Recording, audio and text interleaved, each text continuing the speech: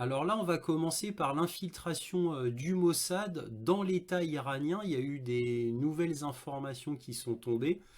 Donc là, on a Reuters au 2 octobre qui nous dit exclusif, l'ayatollah Khamenei a prévenu Hassan Nasrallah d'un complot israélien visant à le tuer selon des sources. Alors l'histoire, c'est que quoi? C'est que le chef suprême de l'Iran, donc l'ayatollah Khamenei, a envoyé un messager à Hassan Nasrallah comme quoi il allait être assassiné par le Mossad. Et il a envoyé quelqu'un et ce quelqu'un est mort en fait avec Hassan Nasrallah dans le bunker.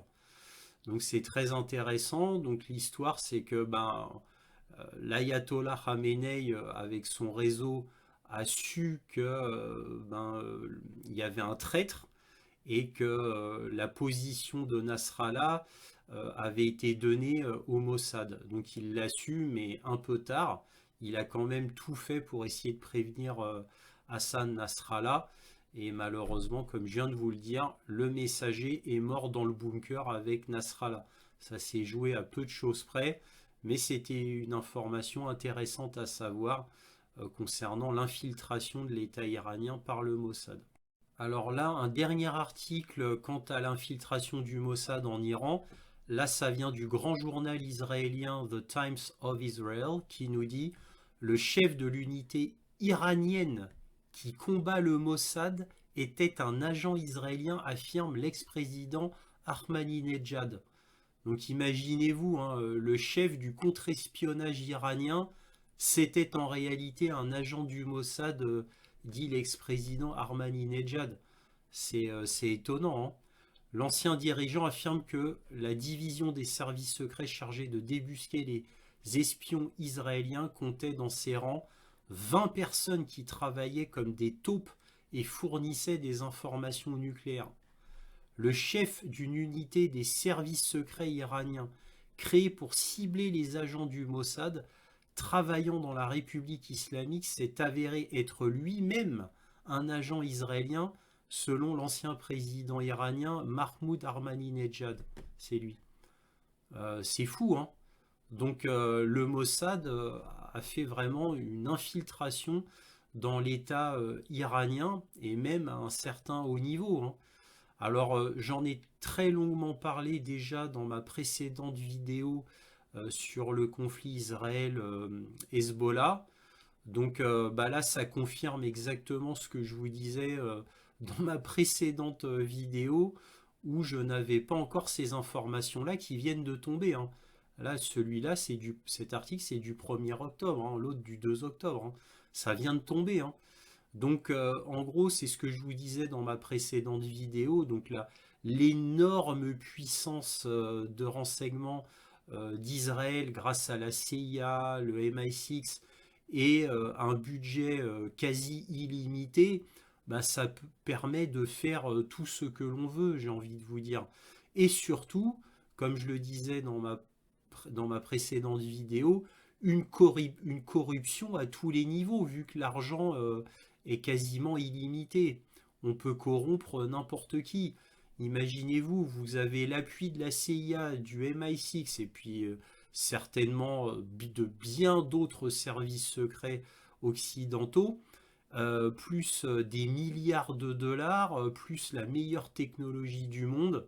Bref, vous pouvez faire ce genre de choses avec un pays qui n'a pas beaucoup d'argent et qui ne peut compter que sur sa rigueur, ses compétences. Alors évidemment, c'est très limitatif, hein, si vous n'avez que ces deux seuls atouts pour contrer l'énorme puissance corruptrice d'Israël. Donc tout devient possible pour Israël. Et encore une fois, je vous l'avais déjà décrit. Donc là, je vais m'arrêter là. Je vais faire court sur ce sujet parce que j'en avais déjà longuement parlé. Voilà, maintenant on va parler de la frappe iranienne sur Israël.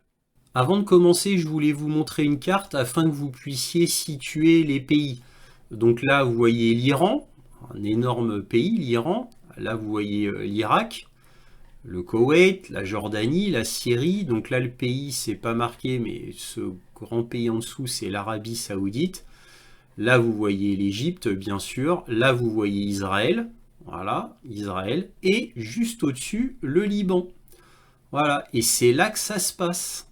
Voilà, c'était pour vous situer. Comme ça, ça vous donne une meilleure idée concernant la géographie des pays. Bonjour à vous. Comme d'habitude, si cette vidéo vous a plu, un petit pouce, un abonnement, éventuellement un petit don, lien dans la description. Cela me permet de publier régulièrement. Merci à tous de votre soutien à cette chaîne. Donc là, cette vidéo va être sur la frappe iranienne sur Israël. Donc là, il y a beaucoup de choses à dire. Alors bon, par rapport à la précédente vidéo que j'ai faite sur le conflit Israël-Hezbollah, je vous avais dit que le gouvernement iranien voulait absolument pas de guerre avec Israël, ni le Hezbollah d'ailleurs, et on va voir que cette frappe le confirme, et je vais expliquer pourquoi. Bon, alors d'abord le point sur cette frappe. Il y a environ 200 missiles qui ont été tirés sur Israël. Sur ces 200 missiles, quelques missiles hypersoniques de type Fatah 1 et Fatah 2. Alors les Fatah 1, c'est des missiles hypersoniques ayant une portée d'environ 1400 km, mais qui ne sont pas de véritables missiles hypersoniques dans le sens que leur manœuvrabilité à vitesse hypersonique est extrêmement réduite, alors que les Fatah 2, eux, ont une portée d'environ 1500 km, donc un peu plus que le Fatah 1, mais seraient de véritables missiles hypersoniques avec une manœuvrabilité justement à ces vitesses-là. Et apparemment, leur utilisation a été confirmée. Deux villes principales ont été touchées, c'est-à-dire Tel Aviv et Hod HaSharon. Ce sont les deux villes principales qui ont été touchées. Et en termes de cibles militaires, on a deux aérodromes militaires qui ont été touchés de manière confirmée. L'aérodrome de Nevatim et d'Hotel 9. Voilà, donc Hortel 9. Donc voilà, donc ça, ça a été confirmé par des images. On le voit sur la chaîne Telegram et sur Twitter. Bref, donc voilà ce qu'on sait sur ces cibles et ces missiles. Alors, on peut quand même dire que c'est mesuré. Pourquoi? Parce que le président iranien a prévenu les États-Unis qu'il y aurait une telle frappe. Et une fois que ces frappes ont été terminées, il y a eu un communiqué de Téhéran qui a dit que voilà, c'en est fini pour nous, on a fini nos tirs en réponse à toutes les humiliations et avanies que Israël a faites contre nous. Nous avons fait cette réponse qui est somme toute à l'image du nouveau président iranien, dont je vous ai longuement déjà parlé dans la précédente vidéo, je ne vais pas y revenir. Je vous avais dit que ce nouveau président iranien, contrairement à Raïssi, l'ancien président iranien, était très ouvert sur l'Occident, très tolérant, et plus que très tolérant même, et justement, il n'était pas du tout aimé, déjà même au sein du gouvernement iranien et de la population iranienne. Quoi, il n'avait pas une grande cote de popularité, pourrait-on dire. Donc là, on a une frappe à l'image de ce nouveau président, c'est-à-dire une frappe qui a fait très peu de dégâts. Alors, bon, ça c'est ce que dit le gouvernement américain et israélien. Le gouvernement iranien officiellement a dit qu'il ne visait que des cibles militaires et que 90% des cibles militaires avaient été touchées. Est-ce vrai, est-ce faux? Je ne le sais pas, mais là j'aurais tendance à dire qu'ils exagèrent beaucoup. Par contre, là où le gouvernement américain et israélien ment carrément à la face du monde, c'est qu'ils disent oui, il y a 2-3 missiles qui sont passés à travers le dôme de fer, mais vite fait, hein, comme ça. Le problème, c'est que je vais vous montrer des vidéos, et pourtant officielles, qui sont partout, que même de grands journaux américains reprennent sur Internet, et qui montrent clairement que le dôme de fer est extrêmement poreux. Parce qu'on voit dans les images, et il y a beaucoup, beaucoup d'images. Alors quand je vous dis des images, plus précisément des vidéos, encore une fois que je vais vous montrer, qui montrent que la plupart des missiles iraniens ont tout du moins touché terre. Je ne sais pas s'ils ont touché leur cible, mais en tous les cas, ils sont passés à travers. Et on ne voit que de très rares missiles qui ont été interceptés par le dôme de fer.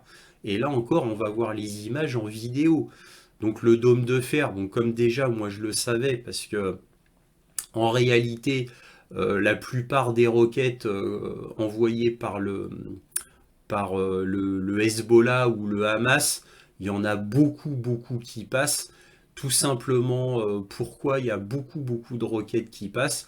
Ça, on l'a su grâce au journal Haaretz.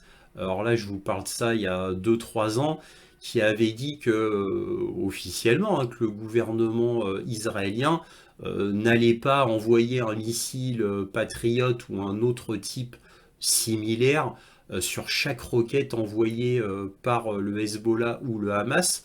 En fait, leur procédure tout à fait officielle, c'est ils n'envoient qu'un missile antimissile uniquement si le missile vraiment va toucher une cible stratégique ou une zone densément urbanisée.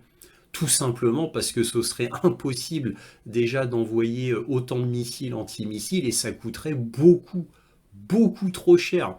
Donc, bah oui, une roquette qui vaut entre allez, 20 000 et 40 000 dollars à peu près, parce que c'est ça, hein.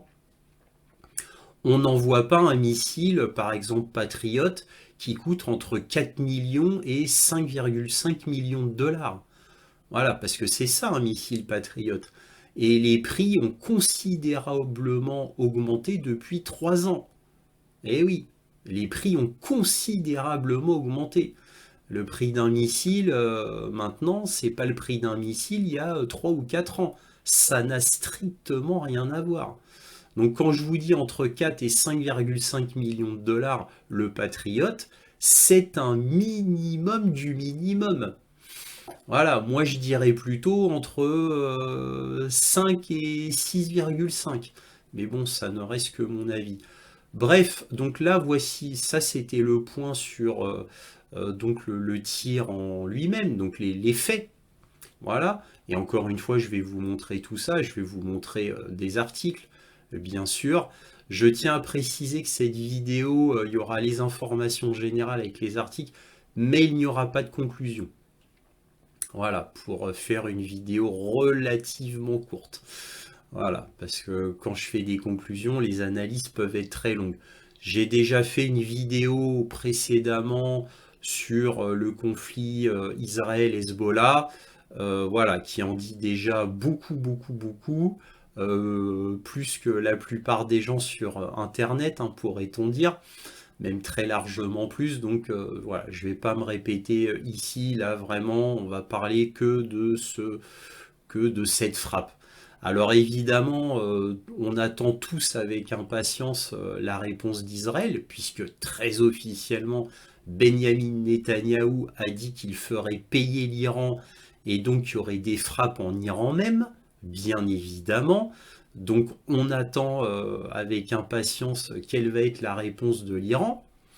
Alors normalement, il y a le grand modérateur, c'est-à-dire les États-Unis, qui devrait calmer la chose, puisque les États-Unis, je l'ai répété 100 fois, ne veulent pas d'une guerre au Proche-Orient, ils ne veulent pas d'un embrasement au Proche-Orient, déjà pour la raison très pragmatique qu'un embrasement au Proche-Orient pourrait faire monter les prix du pétrole à un niveau absolument fou.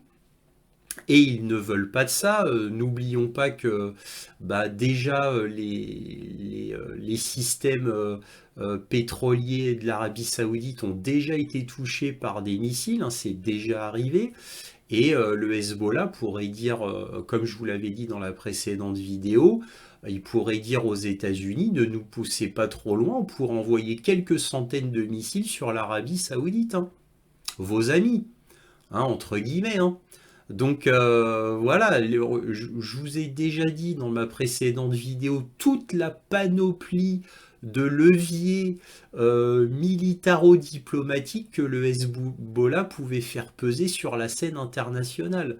Sans compter qu'il y a un renforcement des relations très fort entre le Hezbollah, le Hamas et les Houthis, qui sont des puissances notables.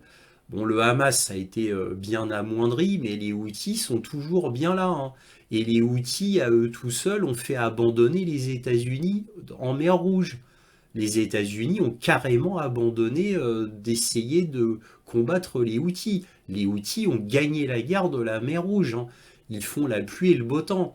Alors c'est pas une petite frappe comme ça israélienne sur les Houthis au Yémen qui va changer quoi que ce soit concernant les Houthis.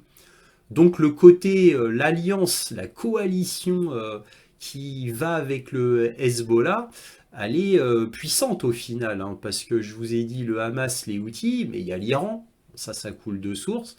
Et je vous ai dit aussi qu'il y aurait, ça reste à prouver, mais plus le temps passe, plus semble prouver, il y a les Russes derrière, bon, bien entendu l'Iran, mais et donc directement ou indirectement, et donc le Hezbollah. Ne l'oublions pas, ça c'est quasiment certain. Alors quand je dis c'est quasiment certain, je parle d'une aide directe de la Russie vis-à-vis du Hezbollah. Au début, j'en étais pas sûr dans ma précédente vidéo. Là, maintenant, j'ai de plus en plus de rapports qui tendent à ce que ça soit très probable. Mais encore une fois, il n'y a aucune preuve. Bref, donc tout cela est très inquiétant pour le Proche-Orient parce que là, ça y est, on a atteint l'escalade ultime. Mais alors, par rapport à ce que pense Netanyahou, parce qu'encore une fois, les Iraniens, eux, ont eu un geste extrêmement modéré. Encore une fois, je me répète, c'est très important, à l'image du nouveau président iranien, qui est très modéré. D'ailleurs, le chef du Hezbollah, Hassan Nasrallah, était un modéré aussi, très très apprécié en Iran et au Liban, hein, une grande figure, Hassan Nasrallah. Bref, donc là, le chien fou, c'est Benyamin Netanyahou comme d'habitude. Parce que là, l'Iran a fait une frappe avec environ 200 missiles, très pondérés, très mesurés. Et encore une fois, ils ont averti les États-Unis. Alors aussi, je tiens à signaler qu'il y a eu un missile qui est tombé très très près du QG du Mossad. Donc ça, c'est un signe. Parce que, bon, évidemment, je dis c'est un signe parce qu'on l'aura tous compris, quand ils ont appelé les États-Unis, ils ont dû dire, bon, on va faire une frappe. Je pense, ça ne reste que mon opinion, ils ont dû cacher les cibles militaires. Mais le fait qu'un missile soit tombé proche, très proche du QG du Mossad à Tel Aviv, normalement, ça a dû donner un signe très fort pour dire, écoutez, nous, le QG du Mossad, et même tous vos sites stratégiques, on sait exactement où ils sont, et on peut très bien les dégommer sans problème. Sans problème. Voilà. Donc voilà, on a fait un coup de semonce. Maintenant, j'espère que vous allez le comprendre. Voilà, en gros, c'était le message passé par les Iraniens. N'oublions pas aussi qu'officiellement, le message officiel, c'est voilà, pour nous, on est à égalité et nous, on s'arrête là. Et ça, c'est le message officiel.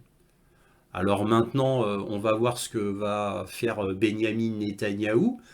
Et tout cela va dépendre grandement des États-Unis. Parce qu'il ne faut pas oublier que les États-Unis jouent un double jeu avec Israël. Je vous l'ai déjà expliqué dans la précédente vidéo, vite fait, je vous le rappelle.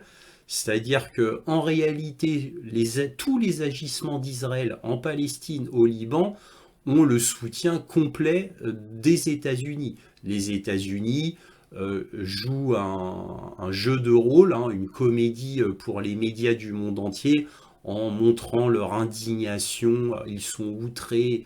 Ah, nous on veut la paix au Proche-Orient. Rien n'est plus faux. Les États-Unis sont très contents euh, des dérapages de Benyamin Netanyahou, bien entendu. Alors, la meilleure preuve que j'ai à vous donner, c'est que si vous voulez arrêter le chien fou Benyamin Netanyahou pour la Palestine et le Liban et être sûr qu'il n'y ait pas d'embrasement au Proche-Orient, eh bien tout simplement, ils arrêteraient d'armer Israël et il les menacerait directement à ce niveau-là. Or, c'est tout l'inverse. Les États-Unis arment de plus en plus Israël depuis le 7 octobre. Ils n'arrêtent pas d'armer Israël. Ah oui. Donc, en gros, les États-Unis, ils ont Israël un peu en boulet quand même, mais ils sont d'accord avec Israël. Alors pourquoi je vous dis ça? Bah oui, c'est quand même pas simple, hein. La géostratégie n'est pas simple. C'est toujours très compliqué. Alors pourquoi? Bah, on a les néocons, les républicains qui sont à fond pour Israël. Eux, faudrait utiliser même la bombe atomique sur la Palestine et le Liban. J'exagère à peine, hein. Donc, et je suis sûr que Trump est à fond avec Benyamin Netanyahou. J'en suis certain. Et donc, voilà. Et là, pour une fois, les démocrates jouent le rôle modérateur. Pour une fois. C'est bien l'exception.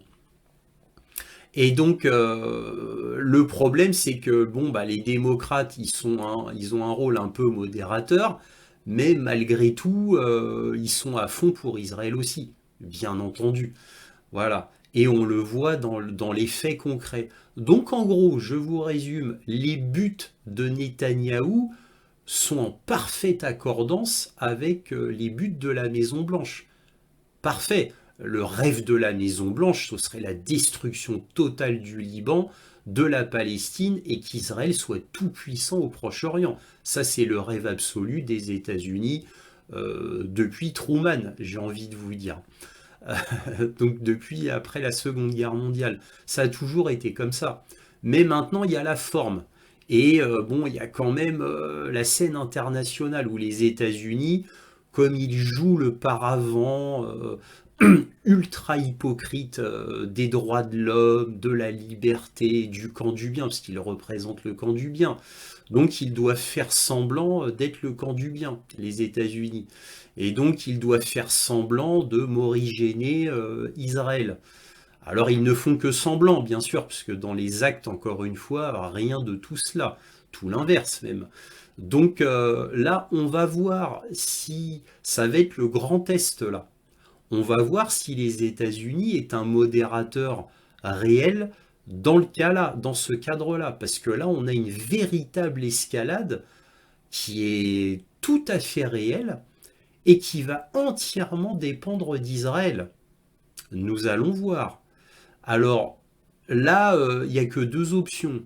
Soit Benyamin Netanyahou joue l'enragé jusqu'au bout, c'est-à-dire là, il tient son opportunité pour embraser la région et donc atteindre son but à lui. Et je dis bien à lui, pas forcément le gouvernement entier, mais au tout du moins son but à lui, c'est-à-dire de survivre politiquement. Il lui faut une guerre, exactement à l'image de Zelensky. Donc, que va-t-il faire? Est-ce que les États-Unis, là, vont dire, bon, calme-toi, là, parce que là, ça va trop loin, un embrasement au Proche-Orient, bon, là, ça nous arrange pas, le prix du pétrole, toi, ton pays risque d'être effacé de la carte quand même, il y a quand même un risque qui n'est pas de zéro, parce que nul ne sait en réalité la puissance militaire du Hezbollah. Il n'y a que des estimations d'experts occidentaux qui en réalité n'en savent strictement rien. Et quant à la puissance de l'Iran, on n'en a qu'une vague idée aussi, concernant les drones et les missiles, parce que c'est ce qui compte, hein, c'est les drones et les missiles de nos jours qui comptent. C'est pas les tanks et les véhicules blindés, ni même les avions.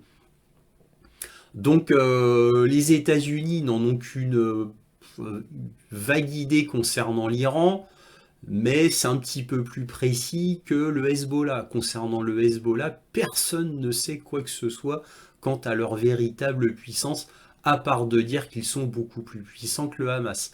Voilà. Donc ça fait quand même un peu peur aux États-Unis, où bah déjà le narratif à l'échelle internationale pourrait leur échapper, et c'est-à-dire bah, que le monde entier va voir qu'Israël se comporte comme un État voyou, terroriste, mais à l'extrême. Et là, bah, la CIJ va être obligée d'intervenir, l'ONU va être obligée d'intervenir, et donc les États-Unis, pour la face du monde, vont être obligés de, hypocritement, hein, de calmer Israël, mais cette fois vraiment, vraiment, parce que ça irait beaucoup trop loin. Ou alors, bon, bah, Benjamin Netanyahou se calme, parce que là, les États-Unis vont dire à Benjamin Netanyahou, bon, ok, c'est bon, t'as accompli quand même la tâche, hein, t'as détruit la Palestine, t'as affaibli le Hezbollah, bien d'ailleurs, tu les as bien humiliés, ainsi que l'Iran d'ailleurs, et nous, ce statu quo-là, on s'arrête là, et nous, ça nous va très bien. Le pétrole est à un prix raisonnable. Voilà, si on embrasse tout le Proche-Orient, tu comprends, il risquerait, voilà, on ne sait jamais si on pousse le bouchon trop loin, on risquerait d'avoir vraiment l'Iran qui s'implique, on risquerait d'avoir l'Égypte, la Turquie, ah, on ne sait jamais, hein, on ne sait jamais. Voilà, donc calmons la chose. Voilà, il n'y a que ces deux options-là et qui dépendent entièrement de Benyamin Netanyahou. Alors là, déjà, c'est de mauvais augure vu que Netanyahou a promis de riposter concernant l'Iran et que l'Iran le paierait cher, donc ça veut dire une frappe directement sur l'Iran. Eh bien, l'Iran serait obligé de riposter. Ah bah oui, obligatoirement. Et on ne sait pas comment ça peut finir. Voilà. Parce que bon, le président iranien, il joue son poste aussi, hein. Il a beau être un progressiste, entre guillemets, hein, iranien, quelqu'un de très ouvert sur le monde occidental. D'un autre côté, bon, il joue son poste et peut-être même sa vie, hein. Donc, faut bien qu'il fasse suivant ben, l'environnement politique direct, voilà, auquel il a affaire. Donc voilà, donc tout est très très très complexe. Maintenant, tout va dépendre, j'ai envie de vous dire, là, tout dépend de Benyamin Netanyahou, parce que les Iraniens, bon, bah, ça y est, pour eux, c'est terminé. Pour eux, l'affaire est enterrée. Voilà, maintenant, on verra jusqu'à quel point Benyamin Netanyahou est enragé.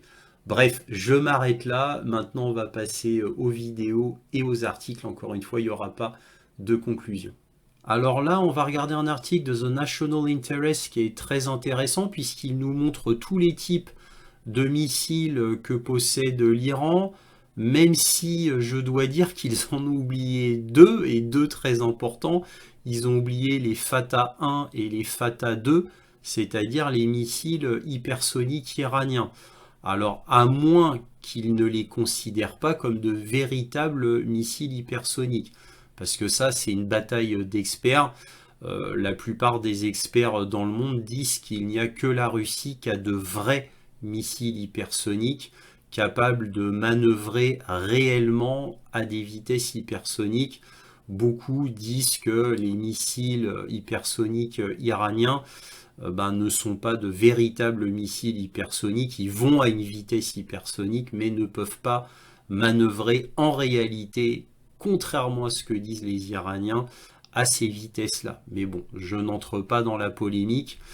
Donc voici tous les missiles donnés par The National Interest. Je répète encore une fois qu'il n'y a pas les Fatah 1 et les Fatah 2, ce qui est bien dommage. Donc là, vous voyez leur nom et leur portée. Et là, vous voyez ben, le rayon d'action des missiles. Donc là, vous voyez l'Iran. Là, c'est Israël. Donc vous voyez que là, 1300 km, hein, jusque-là, hein. Donc vous voyez que bon, bah, si l'Iran tire des missiles d'ici, c'est très facile d'atteindre Israël, hein. Donc beaucoup de leurs missiles peuvent atteindre Israël. Et là, on va pas tout lire, mais là, The National Interest nous dit que l'Iran possède le plus grand et la plus grande diversité de l'arsenal des missiles au Proche-Orient, avec des milliers de missiles balistiques et de croisière, et dont quelques-uns sont capables d'atteindre Israël et même le sud-est de l'Europe. Donc, ils disent que l'Iran, ça a beaucoup progressé concernant les missiles. Et moi, je vous ajoute que l'Iran est une très grande nation concernant les missiles et les drones. Ils ont tout misé sur les missiles et les drones, ce qui est tout à fait logique. Par contre, la force aérienne et navale de l'Iran est déplorable. Alors bon, concernant les forces aériennes de l'Iran, ça va changer puisque bon, ils ont beaucoup de F-14, des vieux chasseurs américains des années 70. Et là, ils ont acheté des Sukhoi 35 et des Sukhoi 34 à la Russie. Alors là, ça va changer complètement la donne, hein, concernant la force aérienne de l'Iran, sachant que l'Iran a déjà des systèmes antiaériens S-400. Donc je suppose que les S-400, ils vont les déployer ici. Alors après, je ne sais pas, nous verrons bien ce qu'il en est réellement. Voilà ce qu'on pouvait dire sur cet article. Alors là, c'est un article du Military Watch Magazine, un des plus grands sites américains militaires, qui nous dit, selon plusieurs sources, les importantes frappes de missiles balistiques iraniens contre des cibles israéliennes le 1er octobre ont causé de graves dommages aux infrastructures militaires du pays. Les attaques ayant été lancées dans le cadre de l'opération True Promise 2, c'est-à-dire Vraie Promesse 2, en représailles à une attaque israélienne contre Téhéran le 31 juillet. Les dommages causés par l'opération ont soulevé des questions quant à la capacité d'Israël à poursuivre son invasion du Liban voisin, qui avait commencé moins de 2 jours avant le lancement des frappes iraniennes. Plusieurs sources ont rapporté que les frappes visaient des bases aériennes clés, telles que la base aérienne d'Adzerim, où sont basés les F-15 israéliens, ainsi que la base aérienne de Nevatim, qui abrite tous les chasseurs furtifs F-35 d'Israël. Des sources iraniennes ont rapporté que cette dernière installation a été complètement détruite et que plusieurs F-35 ont été perdus. Attention, ça c'est des sources iraniennes qui disent ça, hein. Des rapports ont depuis fait état de frappes de missiles visant également des concentrations de troupes, notamment une concentration particulièrement importante de chars et de véhicules blindés, ce qui pourrait encore compliquer sérieusement les futures offensives israéliennes.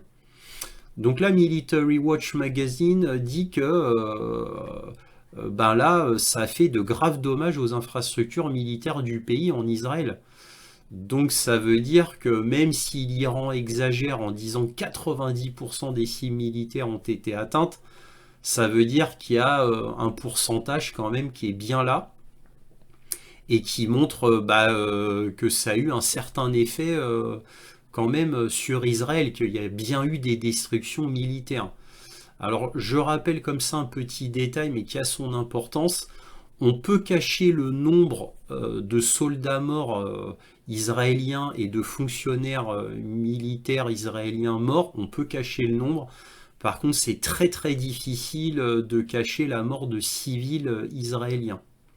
Donc le fait qu'il n'y ait pas de civils israéliens morts, donc ça c'est tout à fait possible. C'est tout à fait possible. Par contre, s'il y avait des soldats israéliens morts ou des fonctionnaires militaires morts, Israël pourrait très facilement cacher ce fait-là, ainsi que les dégâts sur des cibles militaires. Donc là, on peut comprendre que apparemment c'est l'Iran qui serait plutôt dans le vrai et Israël qui ment. Parce que le fait qu'il n'y ait aucun civil, je dis bien aucun civil israélien qui ne soit mort, bah, ça prouve que déjà et d'une que bah oui, l'Iran a bien ciblé que des cibles militaires. Et c'est pour ça que l'Iran a bien appelé les États-Unis avant. Donc pour dire, bon bah regardez, regardez comment je suis pondéré et que je ne fais pas une attaque barbare en réponse. Et pourtant l'Iran pourrait se le permettre. Mais bon, c'est le nouveau président iranien, ne l'oublions pas, hein. Et donc en réponse, par contre, aux attaques barbares d'Israël en Palestine et au Liban. Voilà. Mais bon, ça montre l'extrême pondération du gouvernement iranien. Autre information intéressante ici, si l'étendue des dégâts infligés aux forces terrestres israéliennes reste incertaine, les récentes frappes devraient au moins perturber sérieusement les offensives prévues au Liban. La perte des F-35 pourrait être un coup particulièrement sérieux, car si les capacités furtives des chasseurs sont d'une valeur limitée dans l'espace aérien libanais, en raison du manque de défense aérienne locale, Israël ne dispose d'aucun autre chasseur doté d'une avionique et de capteurs avancés comparables. Les F-35 offrent un degré de connaissance de la situation bien plus élevé que les autres avions israéliens et sont bien optimisés pour cibler les forces terrestres dotées de réseaux complexes de fortification tels que celles du Hezbollah. Voilà, voilà. Bon, je ne vais pas tout lire, mais vous avez vu, ce rapport est très intéressant. Donc là, on va regarder la vidéo concernant les frappes iraniennes. Et bon, moi, j'ai déjà vu la vidéo une fois et je peux vous dire que j'ai vu très peu de missiles ou roquettes iraniennes arrêtées, hein. Regardons ça, vous allez juger par vous-même. Donc là déjà vous voyez que là il y en a un qui a été arrêté, mais la plupart sont passés. Là vous voyez, encore une fois, là regardez, encore une fois, là, oh là là, là il n'y en a aucun qui a été arrêté, hein, donc ça a frappé directement. Donc là on entend des journalistes américains certainement qui disent faut aller se planquer.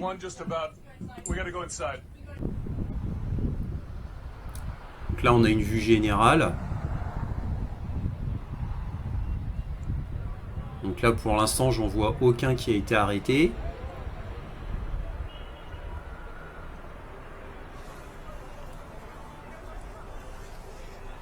Ah ouais, là on voit mieux là.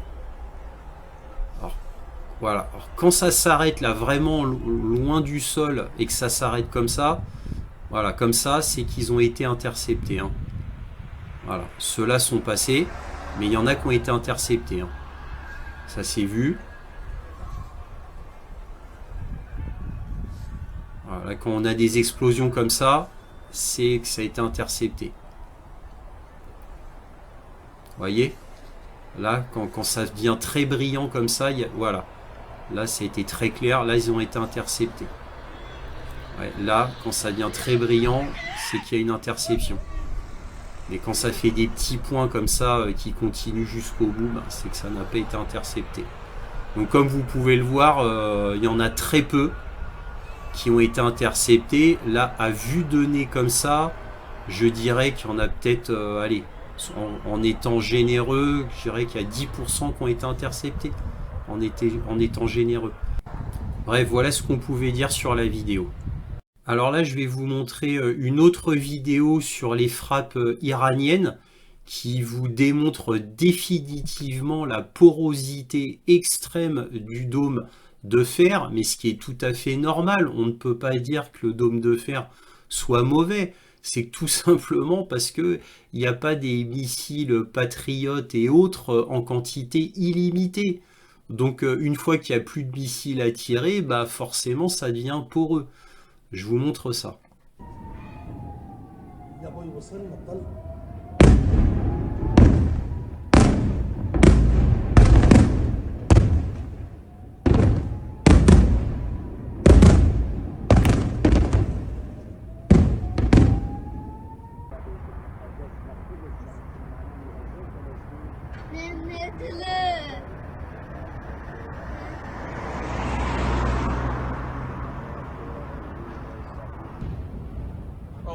Okay, guys, we gotta get off the roof. These are coming down right next to us here. They're coming down. One just about. We gotta go inside.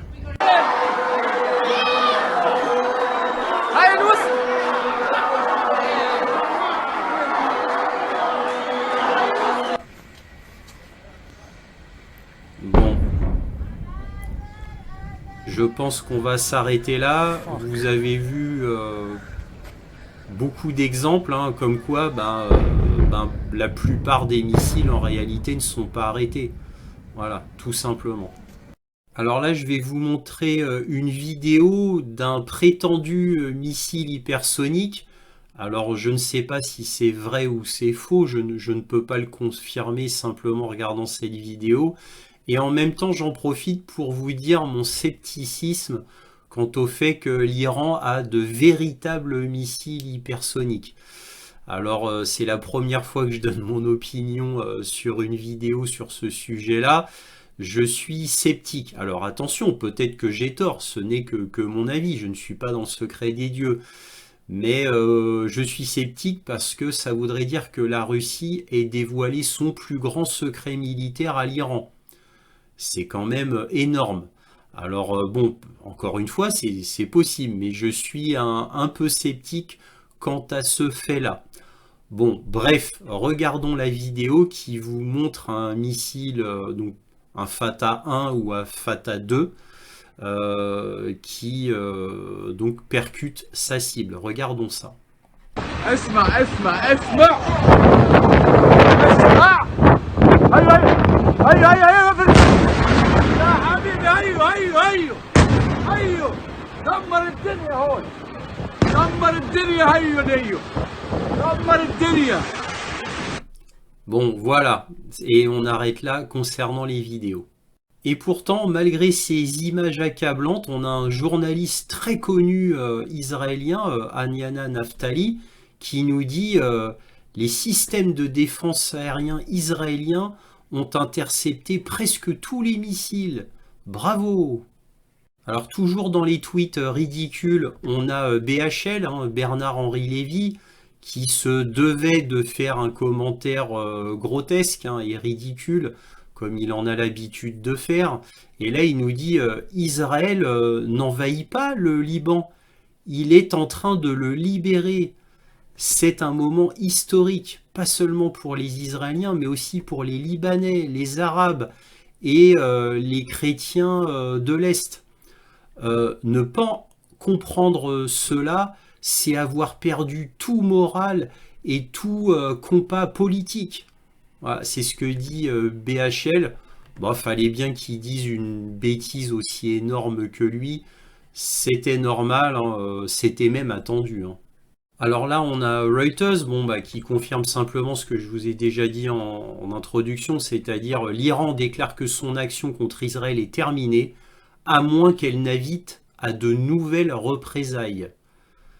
Voilà, l'Iran a exercé sa légitime défense contre Israël et son action est terminée, à moins que le régime israélien ne décide d'inviter à de nouvelles représailles, a déclaré le ministre iranien des Affaires étrangères Abbas Araqchi dans un message publié sur la plateforme de médias sociaux Xto mercredi. Téhéran a lancé mardi une salve de missiles, etc. Araqchi a déclaré que Téhéran avait demandé à Washington de ne pas intervenir après son attaque contre Israël. Voilà, donc c'était intéressant à noter. Alors là, je vous montre un article de USNI News hein, qui nous dit « Des navires de guerre américains tirent une douzaine d'intercepteurs contre une attaque de missiles iraniens. » Donc dans l'article, on nous dit que l'US Navy a participé à protéger Israël. Bon, ça c'est sûr, hein, c'est pour ça d'ailleurs qu'il y a beaucoup de navires de guerre américains proches de la Palestine, bien sûr, qui étaient là pour protéger Israël, mais aussi à savoir que les Français et les Anglais, eux aussi, sont intervenus très activement à protéger Israël avec leur système antimissile. Je tiens à le noter comme ça. Alors là, j'ai eu un rapport intéressant qui dit qu'au moment de l'attaque iranienne, le vice-premier ministre russe Tchernychenko se rendait en Iran au moment de l'attaque iranienne. Il s'est rendu en Iran, le vice-premier ministre russe. Ça en dit beaucoup, vous ne croyez pas? Je finis cette vidéo avec une image très intéressante qui vous représente toutes les invasions israéliennes au Liban depuis 1978. Donc vous pourrez mettre sur pause hein, et la regarder tranquillement. Donc là vous voyez Beyrouth. Alors là il y a marqué number mais en fait c'est la ville de Tyr. Hein. Donc là c'est une erreur. Là ils ont fait une erreur quand ils ont fait la carte. C'est la ville de Tyr ici. Donc là vous voyez l'invasion de 1978 jusqu'où les Israéliens sont allés. Hein, puisque la frontière elle est ici. Voilà, la frontière elle est là. Et donc là, vous voyez jusqu'où ils sont allés en 78, là de 79 à 84. Vous voyez, donc on vous montre, là c'est en vert, et donc l'invasion de 1982, là ils sont allés jusqu'à à la périphérie de Beyrouth. Hein. Vous vous rendez compte, en 1982, ils ont été très loin. Hein. Et là, l'occupation 1985-2000 en rouge. Voilà, donc c'est assez intéressant. Bon, c'est dommage que ça s'arrête en l'an 2000, c'est-à-dire de vraiment 2000 piles et qui ne montre pas 2006. Mais bon, déjà de 78 à 2000, j'ai trouvé que c'était intéressant pour vous de jeter un œil là-dessus. Et là, vous voyez le plateau du Golan ici. Donc c'est très intéressant. Donc là, on vous dit que c'est occupé depuis 1967. Donc, mais bon, ça a été vu comme territoire israélien pour Israël en 1983, si je ne dis pas de bêtises. Je ne suis pas 100% sûr de moi à vérifier. Mais vous voyez, là, cette carte est très intéressante. Alors là, je voulais vous montrer une carte du Figaro Économie qui est très intéressante puisqu'il parle du détroit d'Ormuz. C'est un vieil article de 2018, mais je voulais une carte très claire pour bien illustrer l'importance du détroit d'Ormuz et du fait que l'Iran garde ça dans sa manche comme un atout énorme qu'il n'a jamais utilisé, c'est-à-dire le blocus du détroit d'Ormuz. Alors, il faut savoir que le détroit d'Ormuz est contrôlé par l'Iran et par le sultanat d'Oman, ici. Et comme vous pouvez le voir, c'est tellement stratégique qu'il y a des bases américaines, françaises, mais bon, il y a bien d'autres bases hein, étrangères. Hein. Là, ils ont montré que celle américaine et française, mais il y en a d'autres. Bref, c'est un des détroits les plus importants du monde. Alors je voulais quelque chose qui illustre cette importance avec donc cette carte pour vous dire que ce détroit est extrêmement important pour le monde concernant le pétrole et le GNL, entre autres, mais ça c'est les deux choses les plus importantes qui sortent du détroit d'Ormuz.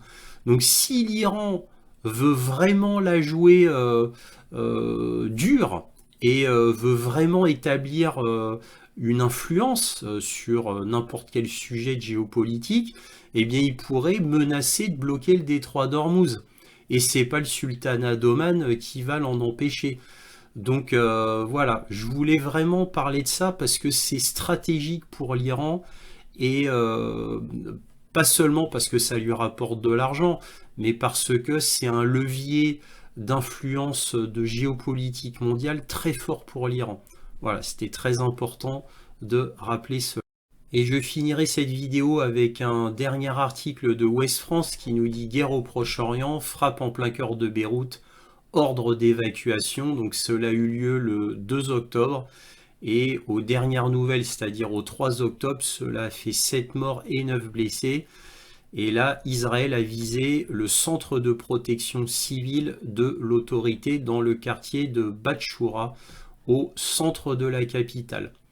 Voilà, alors maintenant, ça c'est ce que j'oserais appeler la frappe mineure vengeresse de Benyamin Netanyahou. Maintenant, on attend la frappe majeure, apparemment sur l'Iran, qu'a promis Benyamin Netanyahou. Et là, on va tester la sincérité des États-Unis qui ne veulent absolument pas d'escalade, d'un embrasement du Proche-Orient et même du Moyen-Orient dans son entièreté, puisque s'il y a un embrasement au Moyen-Orient, ben, très pragmatiquement et prosaïquement, ça va faire monter les prix du pétrole et ça va rendre la zone complètement instable, ce que ne veulent surtout pas les États-Unis, car ils ont besoin du Moyen-Orient, ne serait-ce que pour le pétrole et même le gaz. Donc voilà. Est-ce que Israël va écouter les États-Unis? Est-ce que les États-Unis sont sincères dans leur intention de désescalade? On peut se poser toutes ces questions-là. En tous les cas, bien entendu, il faut espérer que Benyamin Netanyahou revienne à la raison et là, pour le coup, ne fasse pas d'escalade et s'estime, on va dire, quitte avec l'Iran. Nous verrons bien. Personnellement, je n'y crois pas trop. Encore une fois, nous verrons bien. Et j'arrête là. Si cette vidéo vous a plu, un petit pouce, un abonnement, éventuellement un petit don, lien dans la description. Et merci à tous de votre soutien à cette chaîne. Enfin, toujours, soyez curieux.